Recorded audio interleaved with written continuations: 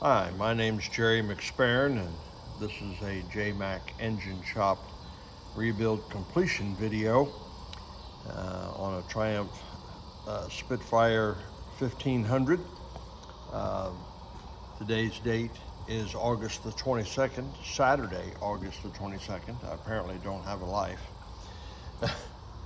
The engine number is FM95908UE, and this engine is for Mitch, and this is the second engine for Mitch, and this one took a little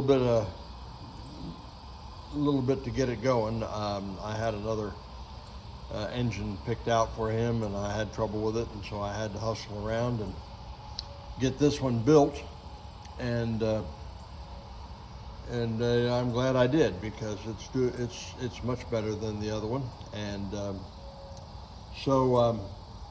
I've done everything to this that I do to all my performance builds. Increased the compression, flat top pistons, a little larger intake valves, 270 cam, just all around good running little engine. I had some oil pressure issues on the other engine, and so this one I was pleased that it started out at 80 and it stayed there until I increased the RPMs, and I ran it at 2,500 for RPMs for 20 minutes, and then let off on it, and the oil pressure dropped to about 45, and that's more than acceptable, especially for a hot engine. And then when I would speed it up, it was staying above 70 to 72 at RPM, and then so the oil pressure is much better, and it's doing good. And so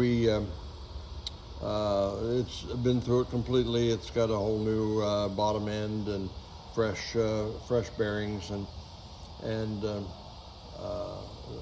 double cam and cam gears and chain and double springs on the valves, and so this engine is almost an exact carbon copy of the other engine that he's got coming, and so I'm gonna let Mitch hear it run, and then we'll close out the video.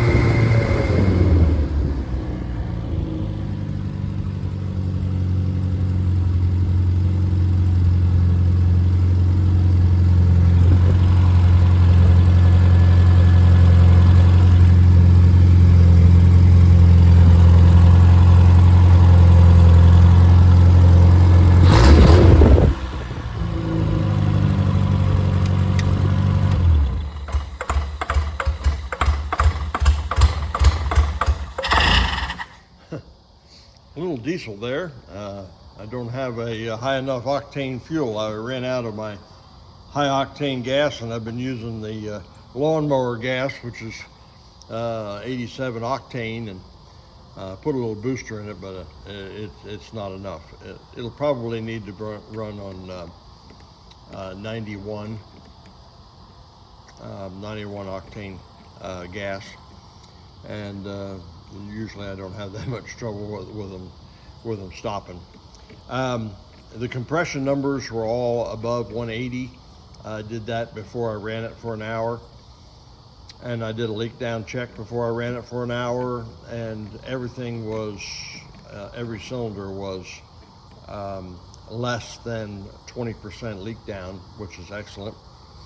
And the compression numbers, I'm sure, have gotten higher because now that I've run it an hour, all the rings are seated, and so anyway, it's ready to pick up. It checks out. I'm pleased with it, and so I'll be talking to Mitch here in the next day or so, and appreciate you watching the video.